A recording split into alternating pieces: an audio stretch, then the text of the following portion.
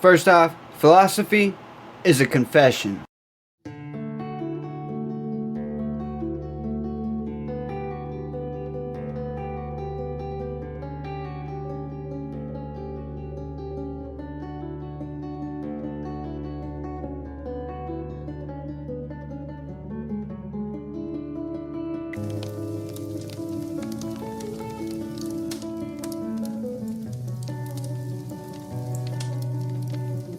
Sit on your bed one day and ask yourself, what remarkably stupid things am I doing on a regular basis to absolutely screw up my life?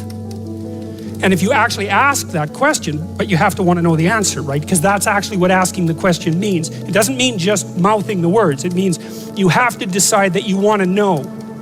You'll figure that's out so fast it'll make your hair curl. There's no better pathway to self-realization and the ennoblement of being than to posit the highest good that you can conceive of and commit yourself to it. And then you might also ask yourself, and this is definitely worth asking, is do you really have anything better to do? And if you don't, well, why would you do anything else? If you orient yourself properly and then pay attention to what you do every day, that works. And I actually think that that's in accordance with what we have come to understand about human perception, because what happens is that the world shifts itself around your aim. Because you're a creature that has an aim. You have to have an aim in order to do something. You're an aiming creature. You look at a point and you move towards it. It's built right into you. And so you have an aim. Well, let's say your aim is the highest possible aim. Well then, so that sets up the world around you. It organizes all of your perceptions. It organizes what you see and you don't see. It organizes your emotions and your motivations. So you organize yourself around that aim, and then what happens is the day manifests itself as a set of challenges and problems, and if you solve them properly, then you stay on the pathway towards that aim. And you can concentrate on the day. And so that way you get to have your cake and eat it too, because you can point into the distance, the far distance, and you can live in the day. And it seems to me that that makes every moment of the day supercharged with meaning. That's how, because if everything that you're doing every day is related to the highest possible aim that you can conceptualize, well, that's the very definition of the meaning that would sustain you in your life. Well, and then the issue is, well, back to Noah. Well, all hell's about to break loose and chaos is coming. It's like when that's happening in your life, you might want to be doing something that you regard as truly worthwhile. Because that's what will keep you afloat when everything is flooded. And you don't want to wait until the flood comes to start doing that, because if your ark's half built and you don't know how to captain it, the probability is very high that you'll drown. Ask and it shall be given you. Seek and ye shall find. Knock and it shall be opened unto you. For everyone that asketh receiveth, and he that seeketh findeth, and to him that knocketh it shall be opened. That sounded pretty optimistic again. But again, I think it's a description of the structure of existential reality, and by which I mean, when I'm in my clinical practice and I observe, and this is also the case with my students, is let's say, people's lives aren't what they would like them to be. And so then you ask, why? Well, forget about tragedy and catastrophe, because that's self-evident, and we're not going to discuss that. Although the degree to which you bring about your own tragedy is always indeterminate. But I would never say that every terrible thing that is visited on a person is something they deserved. I think that that's a very dangerous presupposition, especially because everyone gets sick and everyone dies.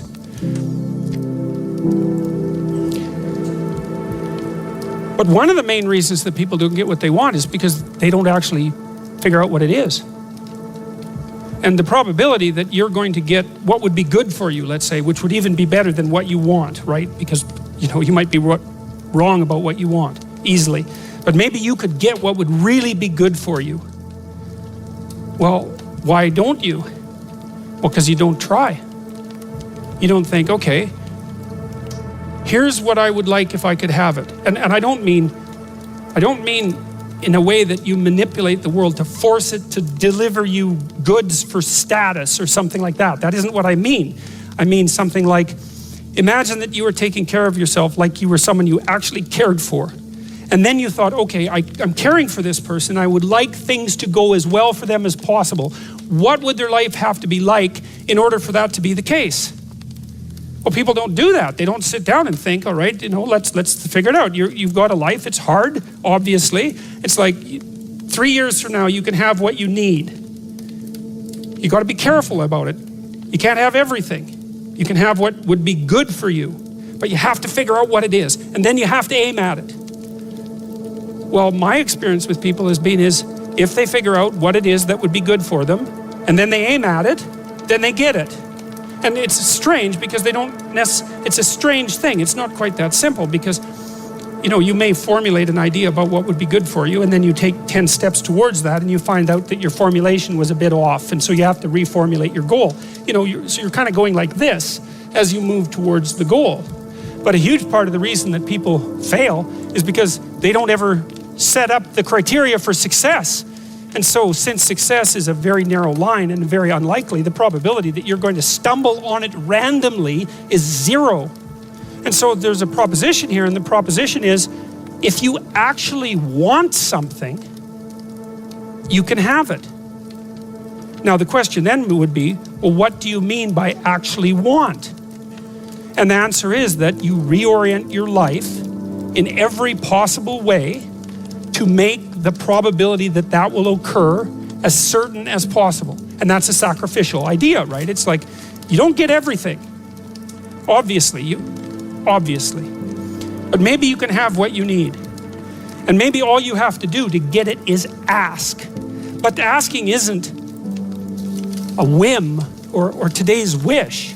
It's like, you have to be deadly serious about it. You have to think, okay, like I'm taking stock of myself. And if I was going to live properly in the world and I was going to set myself up such that being would justify itself in my estimation, and I don't mean as a harsh judge, exactly what is it that I would aim at? And so the issue is not so much the blindness of others, even though there's as much blindness among others as there is for you.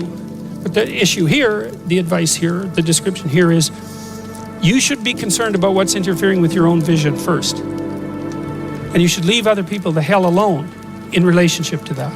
And so if your mode of being in the world is, if you would just act better, things would improve for me, or if you identify the evil and the catastrophe as something that's outside, that someone else needs to fix, or that someone else is responsible for, then you're not going to fix that. And you're going to remain blind to the things that you're doing and not doing that make things not go well. And so it's just better to think, all right, I'm probably blind in many, many ways. And maybe there are some ways that I could rectify that, because it's highly probable that you're blind in all sorts of ways. I mean, in fact, it's virtually certain.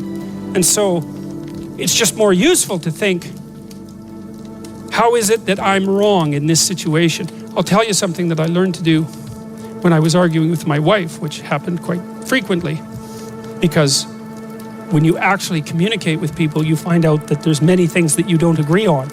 And that's because you're actually different creatures. And so if you're actually going to have a truthful conversation, then you're going to find out that you don't see things the same way. And then you can either pretend that that's not the case and gloss over it and then end up in a 30-year silent war, or you can have the damn fight when you need to have it and see if you can straighten it out.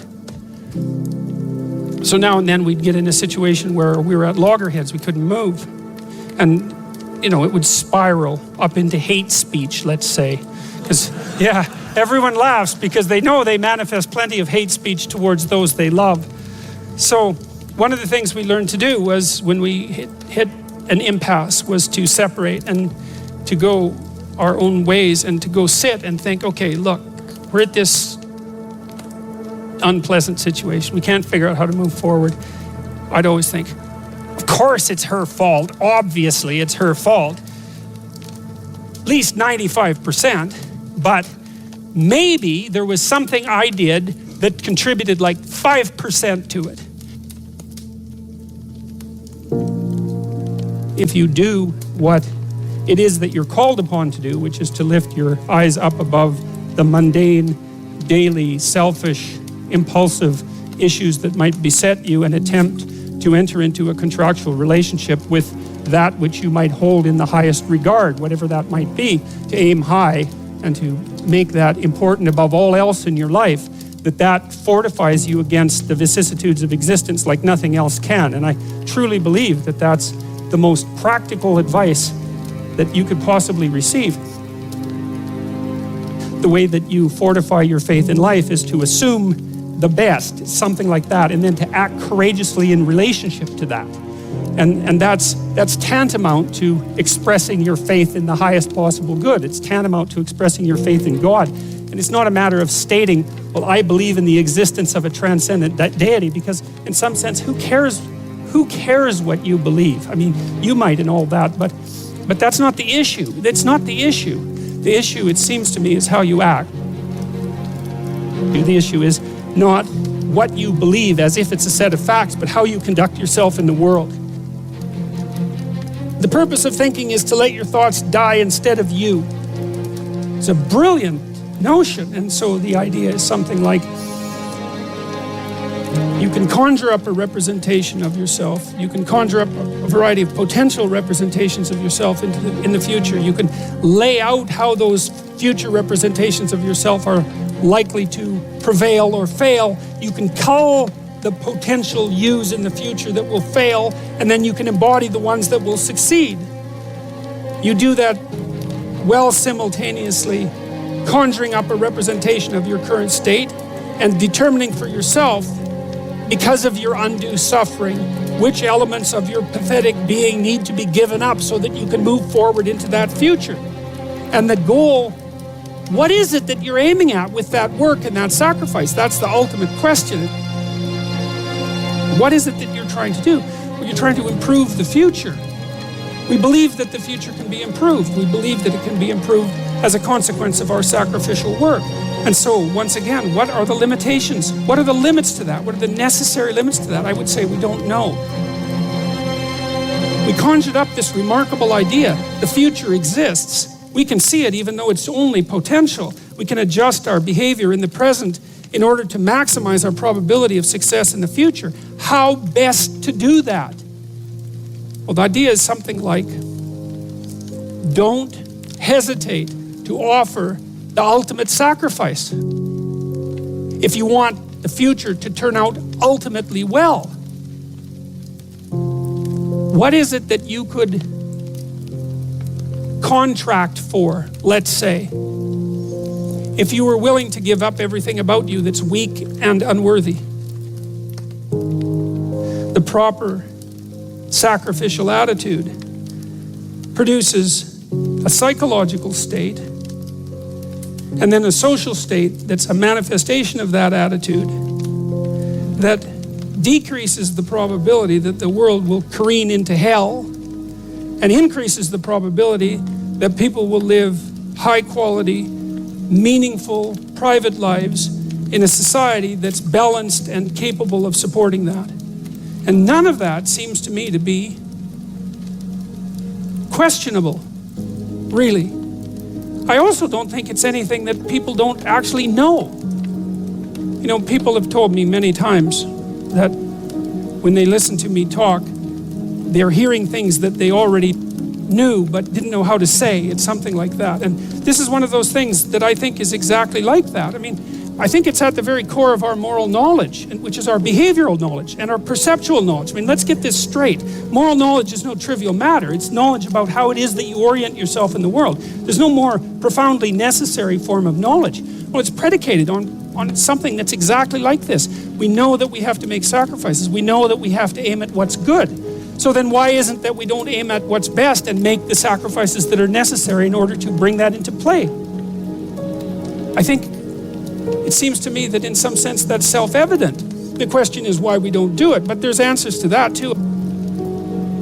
Life is hard and it hurts people. It's rife with limitation and some of it's arbitrary. And some of it's unjust, and some of it's worse, some of it's malevolent, which is even worse. And it's not surprising that that combination of vicissitude can turn people against being. But I think even when that happens, and even when people have the kind of history that if they revealed to you, you would say, well, it's no wonder you turned out that way. The people who turn out that way still know that it's wrong. They still know that however deep their own suffering, however arbitrary their own suffering, however much that's caused by the malevolence of others, as well as the tragedy of existence, that does not in any way justify their turning away from the good. And I believe everyone knows that. I believe that they know it implicitly, even if they don't allow themselves to know it explicitly. And I believe that if they violate that idea, then they violate themselves, and that they end up in Cain's position, which is the position of the man who's been given a punishment that is too great to bear. Now we're capable of making sacrifices in abstraction, right? To conceptualize a future that we want, to let go of the things that are stopping us from moving forward, and to free ourselves from the chains of our original preconceptions. Pursue pleasure. Follow your impulses. Live for the moment. Do what's expedient. A mountain is something you have to climb, and you have to climb to the pinnacle of a mountain, and the mountain is up, right? And the mountain stretches up to heaven, and it's a long journey to specify the right place on the highest pinnacle. And that's symbolic, because of course it's a pinnacle that you're always trying to reach, just like you're always trying to aim. You're always trying to climb upward. At least that's the theory. Depends to some degree, of course, on your definition of upward. You're supposed to, again, to act out the highest good of which you're capable. Now that'll transform your life to some degree into an archetypal adventure. There's no way around that, because as you attempt to climb a higher mountain, let's say, or to aim at a higher target or something like that, then the things around you will become increasingly dramatic and of import. That happens by necessity, obviously, because if you're aiming at something difficult and profound and you're really working at it, then your life is going to become perhaps increasingly difficult and profound. But that might be okay. That might be exactly what you need as an antidote to the implicit limitations that face you as a human being. The good father is precisely someone who is willing to sacrifice his child to the ultimate good. You have a moral obligation as a parent to encourage your child to go out into the world, right? And to be whoever they can be, to be the best they can possibly be. And in doing that, you're encouraging them to pursue the good. You're sacrificing them to the good. You're not keeping them for yourself selfishly. You're telling them that they can go out and live their life and live it properly. You don't want for your son what it is that you want for him. You want for your son what would be best for him and for the world. And you let go in precise proportion to your desire to have that happen. When you have an infant, you do everything for the infant, because the infant can do nothing for him or herself. But as the infant matures and is increasingly capable of doing things for him or herself, then you pull back, right? You pull back, and every time the child develops the ability to do something, you allow them or encourage them to do it, and you don't interfere. So if your child is struggling getting dressed, well, obviously there's some times that you help them, but mostly you let them learn so that they can know how to do it in the future. That's better for you, and it's certainly better for them. There's a rule if you're working with the elderly in an old age home, and the rule is something like, don't do anything for any of the guests, let's say, that they can do for themselves, because you compromise their independence. And so as a mother, you pull back and you pull back, and you let your child hit him or herself against the world, and you fail to protect them. But by failing to protect them, you encourage and ennoble them to the point where you're no longer necessary.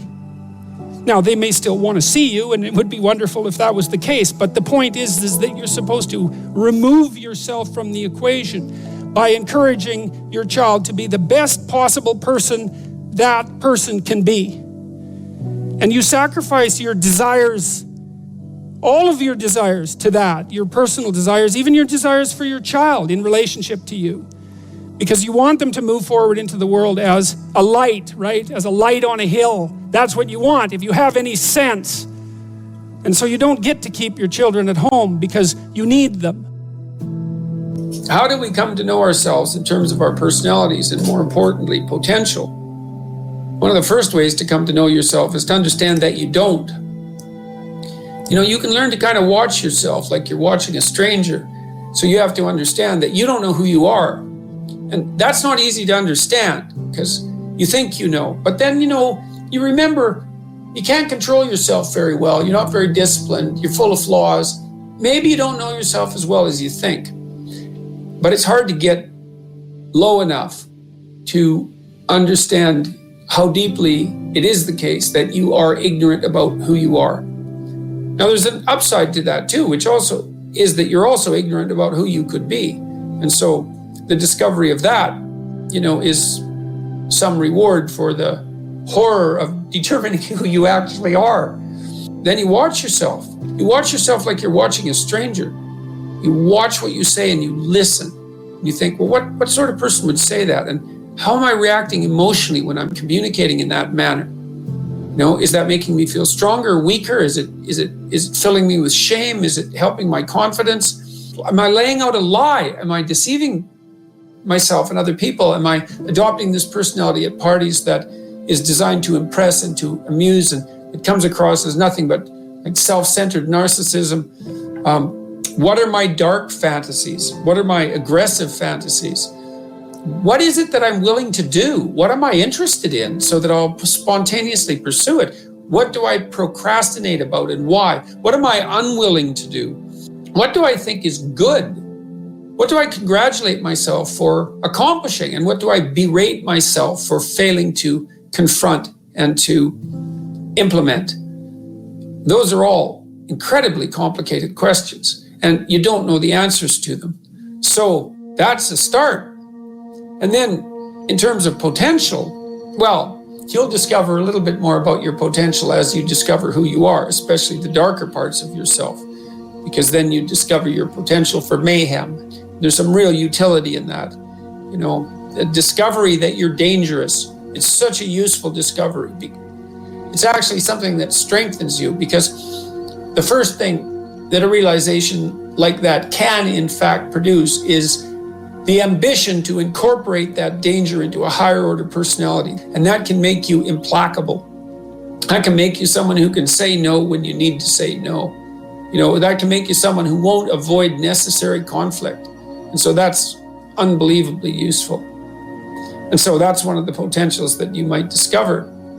The other thing you do to discover your potential is you challenge yourself. It's like, take a bit of a look at yourself and think about what's not so good that you could improve, that you should improve by your own standards, and that you would improve, and set yourself a little goal.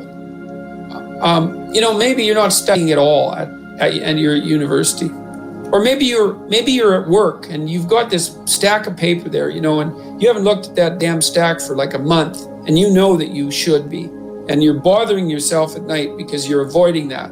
It's like, maybe think, I've avoided that stack of paper completely for 1 month. I'm quite a coward when it comes to whatever snakes might be hidden in that stack of paper. How about tomorrow I just put that stack of paper in front of me on my desk, and I glance through it for 15 seconds. See if I can do that. It's like, well, you set yourself a goal of improvement. It's a humble goal. There's things you could do to improve, and you know what they are. And there's small steps that you could take, that you might take, that would put you in that direction. And then the question is, are you big enough to take those small steps? Are you capable of grappling with the fact that you're fundamentally flawed to the point where you have to break things down into almost childlike steps in order to manage them? And the answer to that is, yeah, you are. Most people have things they avoid, and they're afraid of. So I would say to some degree, it's the lot of everyone. people vary in the degree to which they've conquered that. And you do meet people from time to time who are extraordinarily disciplined. But most of the time they've got disciplined in exactly this manner. It's through slow incremental improvement. And then you challenge yourself. It's like, well, could I do this? That would be better. Then you find out, and then you think, well, is there something slightly larger and more challenging that I could do? That would be better. And you try it and you find out. And as you try it and you find out, generally you get better at it and you can take on larger and larger challenges. You know, you take responsibility for yourself. That's part of standing up straight with your shoulders back. It's like, take on the world, man, but only at the level that you can manage. When you're ignorant and biased and deeply flawed and immature, it's where everyone starts. You don't want to bite off more than you can chew, but it doesn't mean that you can't wrestle with part of reality. You know, some part that's small enough so that you have a good shot at victory. And then you attain victory over some small part of the chaos. And then you're the person who's victorious over chaos.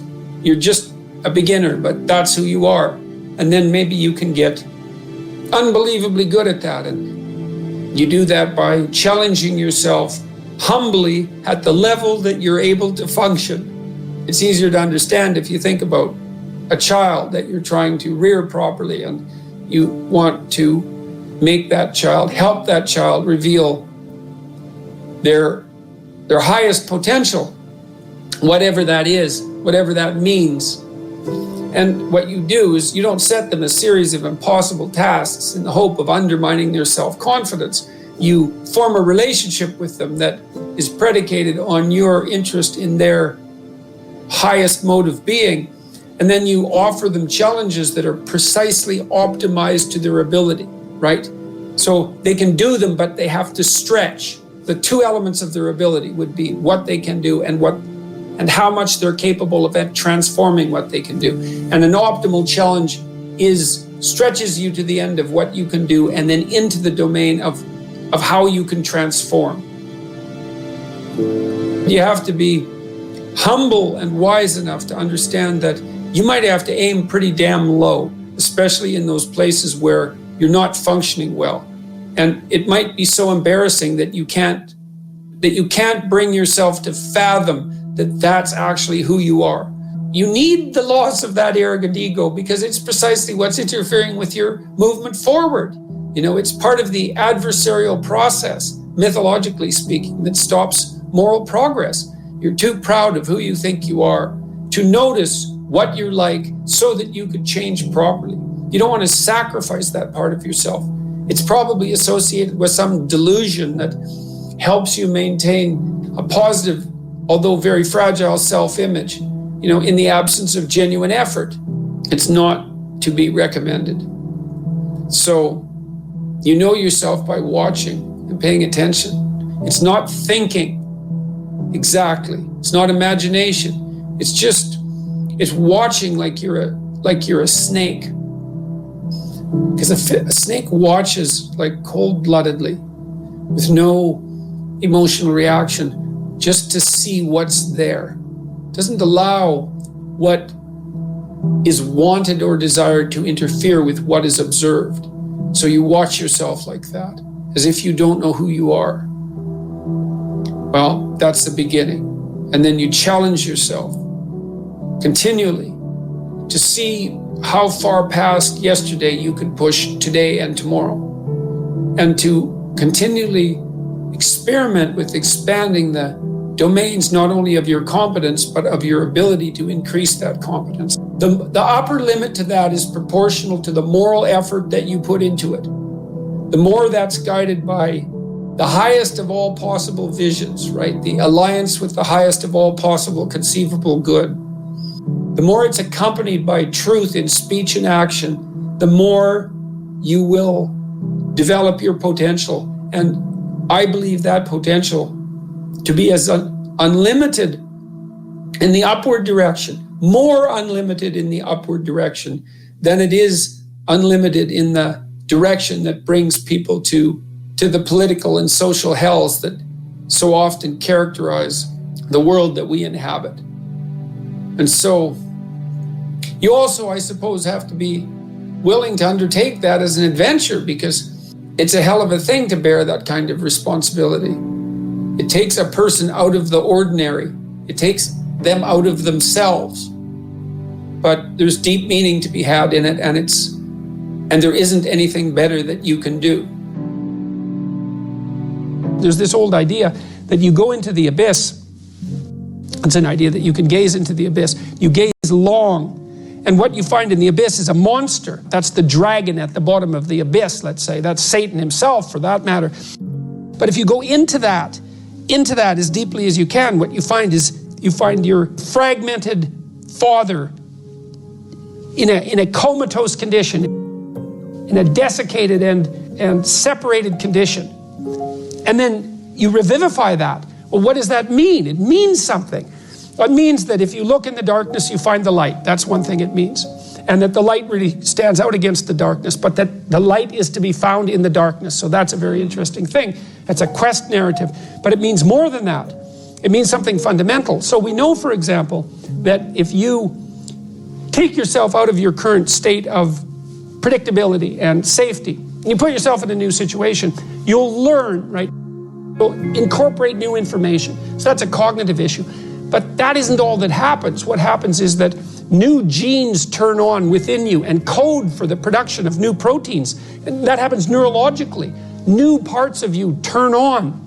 And so the idea is that if you can move yourself out into the world and push yourself out against a maximum array of challenges, more and more of you turns on. And then the question would be, well, what would you be if all of you that could be turned on was turned on? And the answer would be, you would be the resurrection of the ancestral father.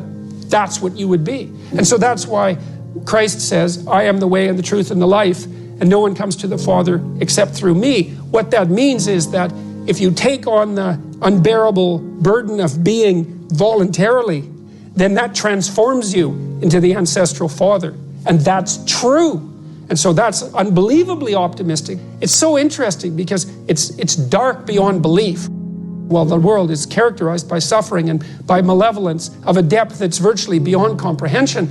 But if you choose to comprehend that, what you discover in that is the light that destroys the darkness. And that's really something to discover. There isn't a discovery that's more profound than that. That's the search for the Holy Grail or the Philosopher's Stone, all of that. If you actually want something, you can have it. Now the question then would be, well, what do you mean by actually want? And the answer is that you reorient your life in every possible way to make the probability that that will occur as certain as possible. And that's a sacrificial idea, right? It's like, you don't get everything. Obviously. But maybe you can have what you need. And maybe all you have to do to get it is ask. But the asking isn't a whim or today's wish. It's like, you have to be deadly serious about it. You have to think, okay, like I'm taking stock of myself. And if I was going to live properly in the world and I was going to set myself up such that being would justify itself in my estimation, and I don't mean as a harsh judge, exactly what is it that I would aim at? You could try this. This is a form of prayer, knocking. Sit on your bed one day and ask yourself, what remarkably stupid things am I doing on a regular basis to absolutely screw up my life? And if you actually ask that question, but you have to want to know the answer, right? Because that's actually what asking the question means. It doesn't mean just mouthing the words. It means you have to decide that you want to know. You'll figure that's out so fast it'll make your hair curl. You're perfectly capable of thinking. God only knows how. You're perfectly capable of immense feats of imagination and dream and fantasy. It's God only knows how you do all of that. What would happen if you consulted yourself about the best possible outcome for you? You might get an answer. In order for us to set things right, we have to understand that we have to take on that burden of ultimate responsibility. Not only as if it's ours, which it is, but as if there isn't anything better that we could do. And you have an ethical obligation to lift the heaviest load you can possibly conceive of And that's the primary call to adventure in life. You need a meaning in your life to forestall the suffering and to make you strong enough to resist malevolence. Where's the meaning to be found? Rights, impulsive pleasure, and happiness? No. Responsibility? Oh, who would have guessed that? It's not part of the narrative. What makes life worth living is to pick up, take its catastrophe and embrace it and carry it, and to realize through that process who you are. When I talk to audiences about the relationship between responsibility and meaning, they inevitably go dead silent. There's not a rustle, there's not a cough. It's like, is that the secret? Is that the secret? Is that it's the voluntary adoption of responsibility? It's like, well, that's the central message of the West. It's like to pick up your cross and bear it, and everyone's been told that, but they don't know what it means because it's not been articulated enough so that it becomes something that's practical. It's like, yes, look at the terrible responsibilities you have right in front of you. Your family is hurting. You're in trouble. There's problems in the world. It's like all of that's right there. And all you have to do is take responsibility for it. And then you've got what you need. It's something so magnificent that happiness pales in comparison. And so it's thin gruel happiness. And young people know that. They're pursuing hedonistic pleasure. And no wonder. But there's nothing in it that's sustaining. And all it does is make you cynical. It's like, that's all there is? Another one-night stand? Another binge party? And it's not like I have anything in principle, against some of that exuberant, youthful hedonism. Look, the universities have turned into places of parties. Why? Well, because that's what the students find best to do there. Well, that's not good. What you want to offer them is a reason to not party. It's like, no, you got to understand. You come to this class hungover. You're not going to be able to get it. You're not going to be able to write properly. You're going to pay a price for that hedonism. It's like, and the price will be too high for you to bear. It's like, oh, well, enough hedonism for me then. Like, I've got something important to do. That's the way out of that. Before you can be a painter who can paint what's beyond mere memory, you have to inculcate that discipline, skill, and a lot of that is painful repetition and hard grinding work. It's the sacrifice of the present for the future. But once you manage that, then things open up. That's why we have disciplines, right? I mean, the words aren't there by accident. You have to narrow yourself first, and then you can broaden outward. And so that's part of the process of maturation. That's part of the sacrifice of childhood. Say, in childhood, you're nothing but potential, but it's not realized and you don't know how to realize it. And so then the question is, well, how do you get to a point where you realize the potential? And the answer is, you sacrifice almost all of it to a single direction. And so that's the thing about growing up, is that when you're a teenager and a young adult, you have to sacrifice everything you could have been as a child to be the one thing that you're aiming at. But then that opens up. Everyone in their right mind knows that there's a million ways of doing things wrong, and one way, if you're lucky, to do things right. And so the notion that it's a very, very narrow pathway that you tread upon if you're doing things right, that's wisdom. That's the line between chaos and order that you're supposed to be on constantly, right? It's a very, very thin line, because if you're a little bit too far in one direction, then it's too much chaos. And if you're a little too far in the other direction, then it's too much order. And both of those aren't good. The balance has to be exactly right. And you can feel that. And I truly believe you can feel that. And I think it's your deepest instinct. It's your deepest instinct. And I mean that biologically. I don't mean that metaphorically. I think that your psyche is arranged to exist in a cosmos that's composed of chaos and order. I think that's why you have the hemispheric structure that you have. And then when you feel as if you're meaningfully engaged in the world, when the terror of your mortality strips away and you're engaged and it's timeless, that's the deepest instinct you have telling you that you're in the right place at the right time.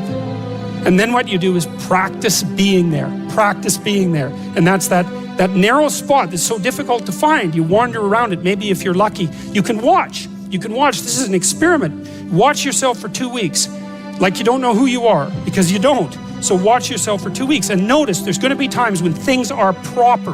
They're arrayed properly for you. It's not easy to notice because when they're arrayed like that, you're so engaged, you don't exactly notice, you know. But you'll see, oh, I'm in the right place. It's like, okay, how'd I get here? What am I doing right? You know, how is it that this could happen more often? I'd like this to happen more often. How would I have to conduct myself in order for that to happen more often? And then you practice that, and then maybe instead of 10 minutes a month or 10 minutes a week, it's like 15 minutes a day, and then it's half an hour a day, and then it's an hour a day, and then it's 4 hours a day. And maybe if you're extraordinarily careful, then you get to a point where you're like that a good proportion of the time. You are not the master of your own house. There are spirits that dwell within you, meaning you have a will and you can exercise a certain amount of conscious control over your being, but there are all sorts of things that occur within you that seem to be beyond your capacity to control. Your dreams, for example, that's a really good example, or your impulses, for example. You might think of those as so foreign from you that you don't even want them to be part of you. But more subtly even, how about what you're interested in, what compels you? Like, where does that come from? Exactly. Because you can't conjure it up of your own accord, you know? So if you're a student and you're taking a difficult course, you might say to yourself, well, I need to sit down and study for 3 hours. But then you sit down and that isn't what happens. Your attention goes everywhere. And you might say, well, whose attention is it then if it goes everywhere? Because you say it's your attention. It's like, well, if it's your attention, maybe you would be able to control it, but you can't. And so then you might think, well, Jen, then just exactly what the hell is controlling it? And you might say, well, it's random. Well, it better not be random. I can tell you that. That happens to some degree in schizophrenia. There's an element of randomness in that. It's not random. It's driven by the action of phenomena that I think are best considered as something like subpersonalities. You can't make yourself interested in something. Interest manifests itself and grips you. That's a whole different thing. And so what is it that's gripping you? And how do you conceptualize that? Is that a divine power? Well, it's divine as far as you're concerned because it grips you and you can't do anything about it. And so there's a calling in you towards what you're compelled by and what you're interested in. And sometimes that might be very dark and sometimes not. But you're compelled forward by your interest. And so the idea that what moves you away from your country and your father's house and the comforts of your childhood home is something that's beyond you and that you listen to and hearken to. That's exactly right. And you can say, well, I don't want to call that God. It's like, it doesn't matter what you call it exactly. It doesn't matter to what it is, what it's called. It still is. And if you don't listen to it, that's the other thing. If you don't listen to it, and I've been a clinician and talked to enough people now, as old as I am, to know this absolutely. If you do not listen to that thing that beckons you forward, you will pay for it like you cannot possibly imagine. You'll have everything that's terrible about life in your life and nothing about it that's good. And worse, you'll know that it was your fault and that you squandered what you could have had. So this is not only a calling forth, but a warning. One of the things that I've noticed in my life is that nothing I've ever done was wasted. And by done, I mean put my heart and soul into, like attempted with all of my effort. That always worked. Now, it didn't always work the way I expected it to work. That's a whole different issue. But the payoff from it was always positive. Something of value always accrued to me when I made the sacrifices necessary to do something worthwhile. Go somewhere you don't understand. You have to go into the unknown. And that's God's first command. Go into the unknown because you already know what you know. And that's not enough unless you think you're enough. And if you're not enough and you don't think you're enough, then you have to go where you haven't been. Get away from your family enough so that you can establish your independence. And that isn't because there's something wrong with your family, but it means get away. I talk to people very frequently whose families have provided them with too much protection, and they know it themselves, and that means they're deprived of necessity. And you have to get yourself away from your dependency in order to allow necessity to drive you forward. And that's to become independent and to become mature. You know, we've been fed this unending diet of rights and freedoms, and there's something about that. There's something about that that's so pathologically wrong.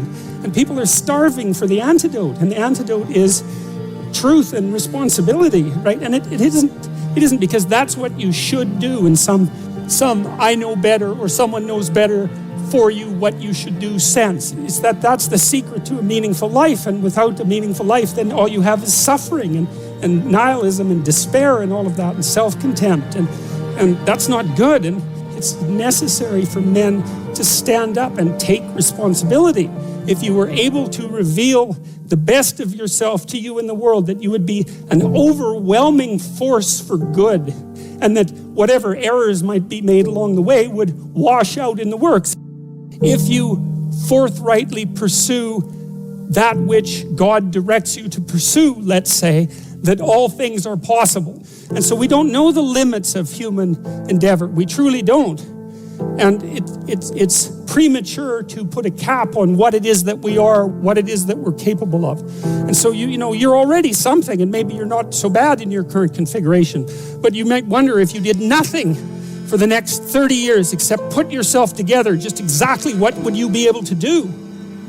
And you might think, well, that's worth finding out, but of course that's the adoption of responsibility. There's lots in the world to fix. Everything that bothers you about the world and about yourself should be fixed, and you can do that. I have a friend, he lives in Montreal, his name is James Simon. He's a great painter, and he's taught me a lot of things. He's helped me design my house and beautify it.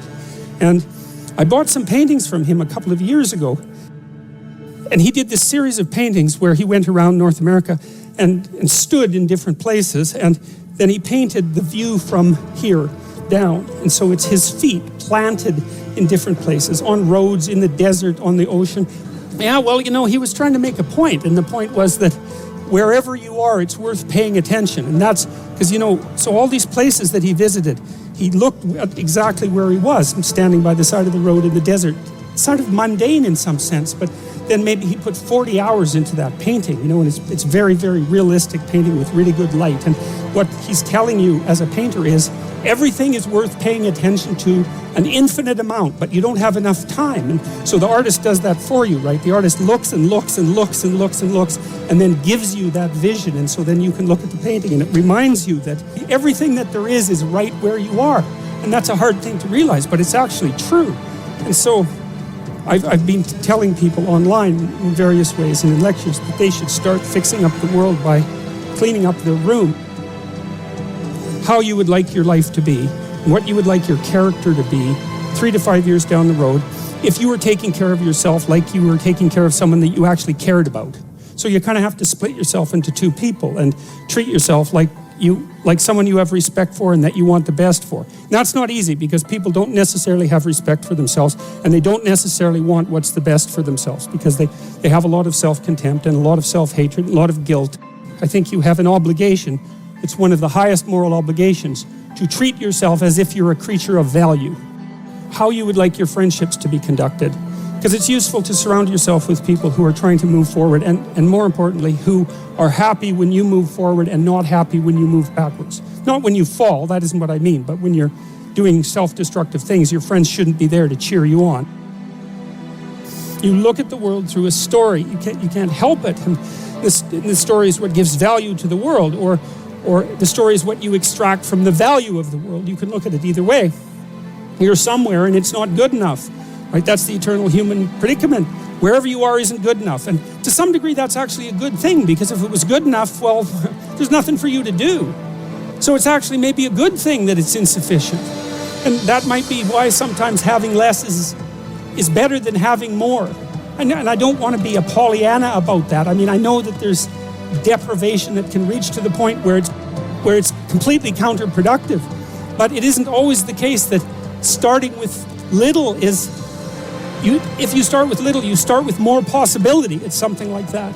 So you move always from what's unbearable about the present to some better future, right? And if you don't have that, then you have nothing but threat and negative emotion. You have no positive emotion, because the positive emotion is generated in the conception of the better future and then the evidence that you generate yourself that you're moving towards it. That's where the positive and fulfilling meaning of life comes. So you want to set up this structure properly. It's very, very important. And so what it means is that you want to be going somewhere that's good enough so that the going is worth the while.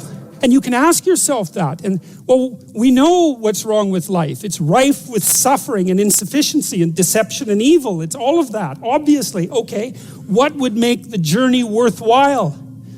Well, you can ask yourself that. It's like, all right, in order to bear up under this load, what is it that I would need to be striving to attain? And if you ask yourself that, that's to knock and the door will open. That's what that means. If you ask yourself that, then you will find an answer and you'll shrink away from it. You'll think, well, there's no way I could do that. It's like, well, you don't know what you could do. You don't know what's possible. And you're not as much as you could be. And so God only knows what you could do and have and give if you sacrificed everything to it. You have to sacrifice that which is most valuable to you currently that's stopping you. And God only knows what that is. It's certainly the worst of you. It's certainly that. And God only knows to what degree you're in love with the worst of you. Resentment is a key human motivation, and I would say it's a great teacher. To listen to your resentment is one of the best things you can possibly do. Resentment only means one of two things. It means either like shut the hell up, grow up, quit whining and get on with it. That's one thing it means. Or someone is playing the tyrant to you, might even be you, and you have something to say and do that you should say and do to put it to a stop. And so maybe resentment can show you the pathway to doing that. Like a resentful person wants other people to change. And if you're resentful, then your motivations aren't trustworthy. In fact, they're very, very dark. And what should you do instead? How do you treat your own resentment? I would say, well, Solzhenitsyn, who I'm a great admirer of Solzhenitsyn, his book, The Gulag Archipelago, was one of the things that brought down the Soviet Union. And he said that one man who stopped lying could bring down a tyranny. And, he said that with some authority. He said when he was in the Gulag camps, meditating on how the hell he got there, and he had a rough life, man. I mean, first of all, he was on the Russian front at the beginning of World War II, and then he was thrown in the Gulag camps, and that was just the beginning of his adventures, man. He had a rough life. And he was in the camps, and he was thinking, what the hell? How did I get here? What's going on? And he had Hitler and Stalin to blame, right? So if you need someone to blame, man, Hitler and Stalin, that's great. But that isn't what he did. He said he meditated for a while once he realized that he might have something to do with, in some strange way, with the way things turned out for him. And he said he went over his life with a fine-tooth comb in his memory. He thought, okay, where did I go wrong? But by my own judgment, when there was a path in front of me, when did I take the path that I knew I shouldn't take? Because you all know that, right? Sometimes you don't know if what you're doing is good or if it's bad. It's just ignorance. You just don't know. But sometimes you bloody well know, and you do the thing you know you shouldn't do anyways. That happens a lot. And why do you do that? Spite is part of it, stupidity. There's all sorts of reasons, but you certainly know you do it. Solzhenitsyn thought, okay, well, what would happen if I took responsibility for where I am in this concentration camp, and then I went over my whole life and tried to figure out all the things I did that were wrong by my own estimation that increased the probability that I would get here, and then what would happen if I tried to set them all right now in the present? And that's why he wrote the Gulag Archipelago. And one of the consequences of that, as I said, was it sped the dissolution of the Soviet Empire. So, hey, that's not bad, eh? Like, you make a real confession, you really repent, you do your penance, which is writing this book, and you completely change the geopolitical landscape of the world. It's like, and that's worth thinking about, because it's not only Solzhenitsyn who did that. Nelson Mandela did something quite similar. It's not so impossible. And so the idea that what you should do if you're feeling resentful about the nature of being or suffering too much for your own life, let's say, is straighten the damn thing out. Like, seriously, try it for a year even. Try it for a week. Try not doing the things you know you shouldn't do. Try not saying the things you know to be false. And just watch what happens. You might as well give it a shot, right? Because you say, well, I'm all in for a year. I'm going to do things right. And then I'll just stand back and I kind of watch how things unfold. And maybe I'll reconsider at the end of that year. It's like, try it. Try it. I mean, I would say I've had thousands of letters now from people who are saying, hey, I tried that, and hey, it worked. I read this great line in a T.S. Eliot play called The Cocktail Party. And in it, this woman comes up to a psychiatrist and she says, you know, I'm having a really rough time of it. I'm suffering badly. My life is not going well. And then she says, I hope that there's something wrong with me.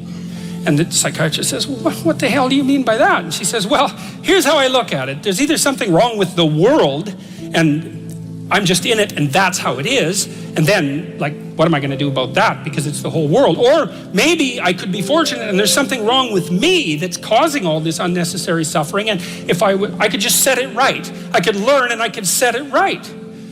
And so, well, I've been thinking about that for a very long time. And I think, well, if your life isn't going the way it is, you know, you can find someone else to blame, which is pretty convenient for you and also relatively easy. Or you could think, okay, I don't like life.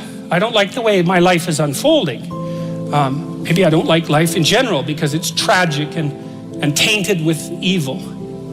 How do I know if my judgment is accurate? And the question is, well, have I really done everything I possibly could to set my life straight? Because maybe I shouldn't be judging its quality or the quality of life itself or being itself for that matter, if I haven't done everything I possibly could to set my life straight.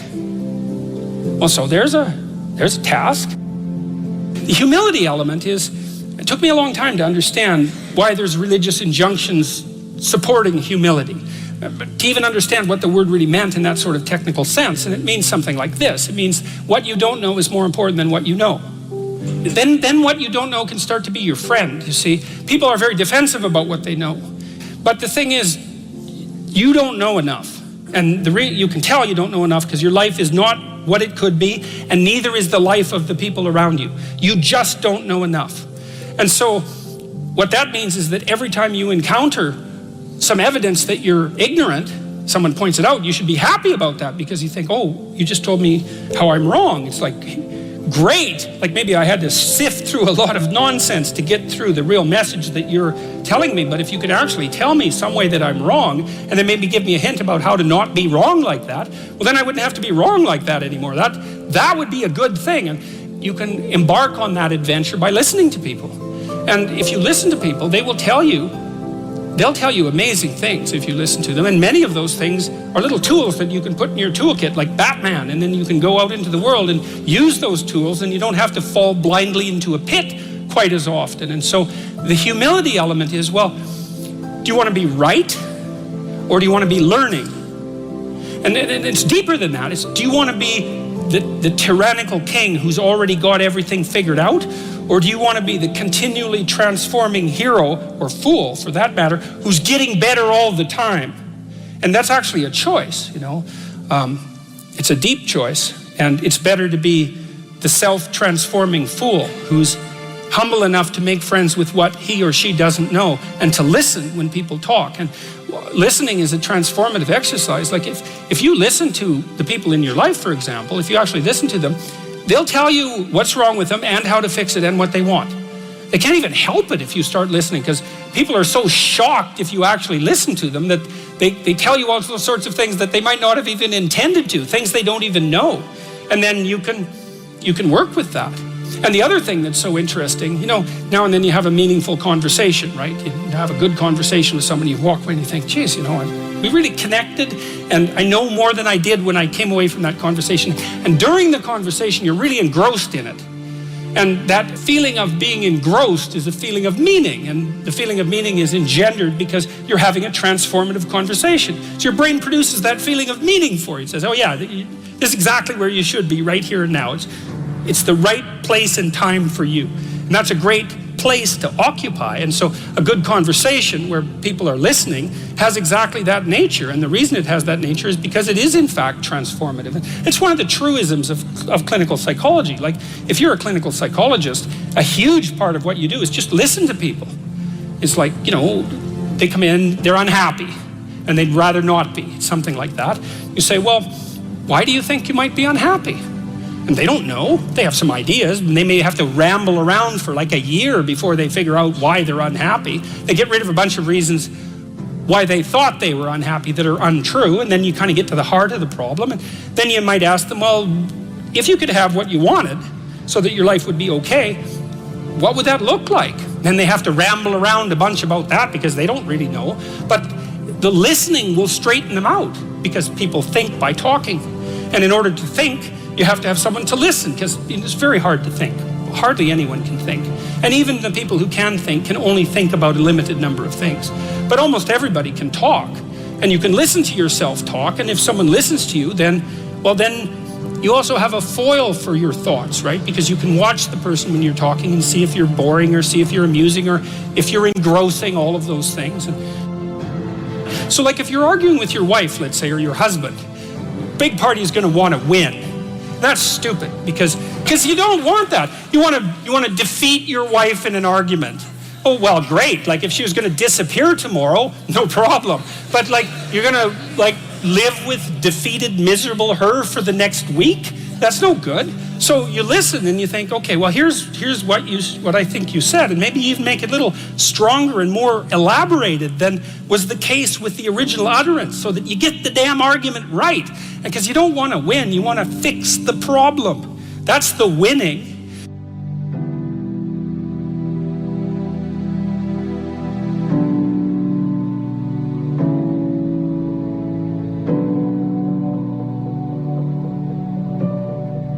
That about wraps it all up for this one, guys. I challenge you to go love somebody, even if you don't like them. Go love somebody. And let me leave you guys with this. Always leave people better than you found them. Hug the hurts, kiss the broken, befriend the lost, and love the lonely. WTJ Knowledge Drops. I'm out. Love y'all. See you next time. Go love somebody.